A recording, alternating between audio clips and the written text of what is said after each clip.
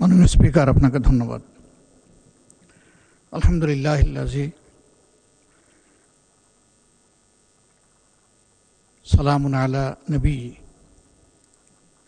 আউযু বিল্লাহি মিনাশ শাইতানির রাজীম আল্লাযী খালাকাল মাউতা ওয়াল হায়াতা লিয়াবলুয়াকুম আইয়ুকুম আহসানু আমালা ওয়া হুয়াল আজিজুল গফুর। সাদাকাল্লাহুল মাওলানাল আযীম। আজকে একজন মহান ব্যক্তি, যিনি ছয় বার এই পার্লামেন্টের সদস্য নির্বাচিত হয়ে জাতীয় গুরুদায়িত্ব পালন করেছেন,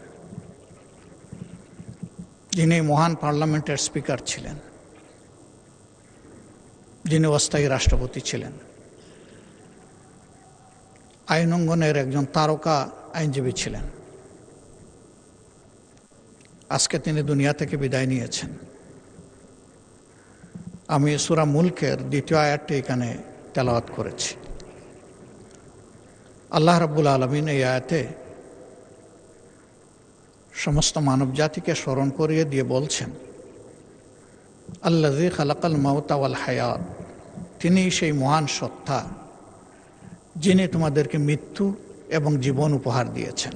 আগে মৃত্যুর কথা বলেছেন আল্লাহ তাআলা, লিয়াবলুয়াকুম, যেন তিনি তোমাদেরকে পরীক্ষা করতে পারেন। আইয়ুকুম, তোমাদের মধ্যে কে আহসানু আমালা, সুন্দর চরিত্রের অধিকারী, উত্তম আমলের অধিকারী। ওয়া হুয়াল আজিজুল গফুর, যারা স্বয়ং সৃষ্টিকর্তাকে অগ্রাহ্য করবে তাদের ব্যাপারে এই মহান সত্তা বড় কঠোর, কিন্তু যারা তার অনুগত হবে আল্লাহ তাদের প্রতি খুবই দয়াপরবশ। এই আয়াতে আল্লাহ তাআলা আমাদের সকলকেই স্মরণ করিয়ে দিয়েছেন যে কোনো উদ্দেশ্যহীনভাবে আমাদেরকে তৈরি করা হয়নি। উদ্দেশ্য একটাই, ভালো কাজ করা। আর ভালো মানুষের পরিচয় আল্লাহ নবী বলেছেন, খায়রুন নাস মান ইয়ানফাউন নাস, মানুষের মধ্যে সেই উত্তম যে মানুষের কল্যাণে লেগে থাকে। আমি এই মহান ব্যক্তিকে গভীর শ্রদ্ধায় স্মরণ করছি। তিনি পেশাগত জীবনে এবং রাজনীতিবিদ হিসাবে তিনি সফল এবং কালারফুল। ব্যক্তি এবং দল হিসাবে আমি এবং আমরা তার ক্লায়েন্ট ছিলাম, বিশেষ করে আমাদের কষ্টের দিনগুলোতে ফেসিবাদী আমলে আইনের জাতাকলে যখন আমরা পিষ্ট, তখন প্রায় আমরা তার কাছে যেতাম, দ্বারস্থ হতাম। তিনি গুরুত্বপূর্ণ পরামর্শ দিয়েই শুধু আমাদেরকে তার কাজ সারেননি, বরঞ্চ আমাদের মজলুম নেতৃবৃন্দের পক্ষে তিনি আদালতে বারবার দাঁড়িয়েছেন। এরকম তো আরো অনেকেই দাঁড়িয়েছেন, কিন্তু তিনি একদিক থেকে ভীষণ ব্যতিক্রম ছিলেন। প্রথমবার থেকে আমরা চেষ্টা করেছি কৃতজ্ঞতা স্বরূপ তাকে কিছু ফি দেওয়ার, শেষ পর্যন্ত আমরা এই কাজে সফল হইনি। তিনি বলতেন, এটা আমার নৈতিক দায়িত্ব, এটি আমার জন্য সুযোগ।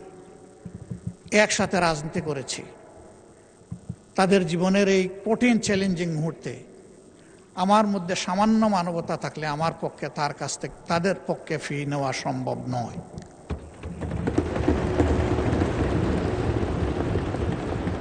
তার এই অবদান স্মরণ করে আমার চোখে পানি আসছে। আমরা তার ঋণ পরিশোধ করতে পারবো না। তিনি স্পিকার হিসাবে পার্লামেন্টকে প্রাণবন্ত করে রাখতেন, আর আইনের অঙ্গনে তিনি অনেকের গুরু। তার চলন বলন সব কিছুই ছিল শিক্ষণীয়। কিন্তু এরপরে তিনি মানুষ, কোনো মানুষই আমরা ভুলের ঊর্ধ্বে না। মহান রবের দরবারে দোয়া করি, আল্লাহ তার এই বান্দাকে তার ভুল ত্রুটি ক্ষমা করে দিন। তার কোনো গুনাহ থাকলে আল্লাহ তাআলা নেকিতে রূপান্তরিত করে দিন,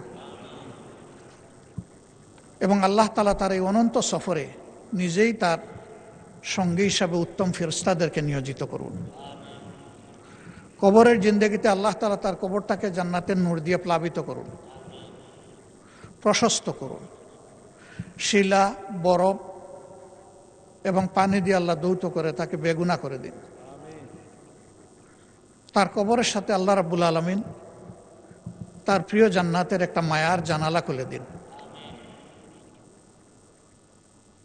তার পরিবারের সম্মানিত সদস্যবৃন্দ, আপনজন, প্রিয়জন এবং তার রাজনৈতিক সহকর্মীবৃন্দকে আল্লাহ তাআলা উত্তম সবর করার তৌফিক দান করুন।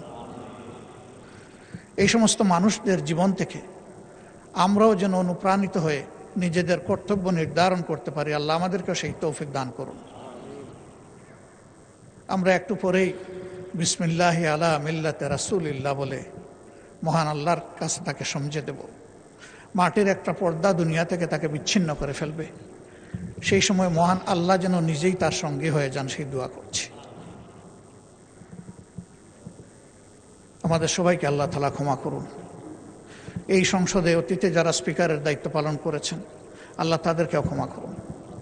এখন যারা জীবিত মৃত আমরা আছি, সবাইকে আল্লাহ ক্ষমা করুন। আল্লাহ রাব্বুল আলামিন এখান থেকে আমাদেরকে শিক্ষা নেওয়ার সুযোগ দিন।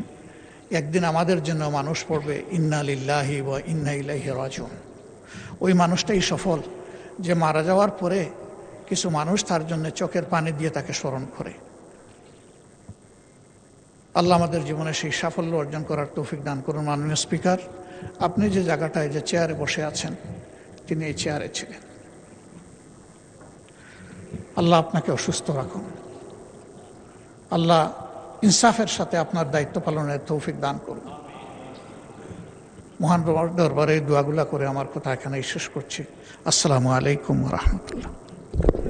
ধন্যবাদ মাননীয় বিরোধী দলীয় নেতা। আমি এখন বক্তব্য রাখার জন্য আহ্বান জানাচ্ছি মির্জা ফখরুল ইসলাম আলমগীর, মাননীয় এলজিআরডি মন্ত্রী।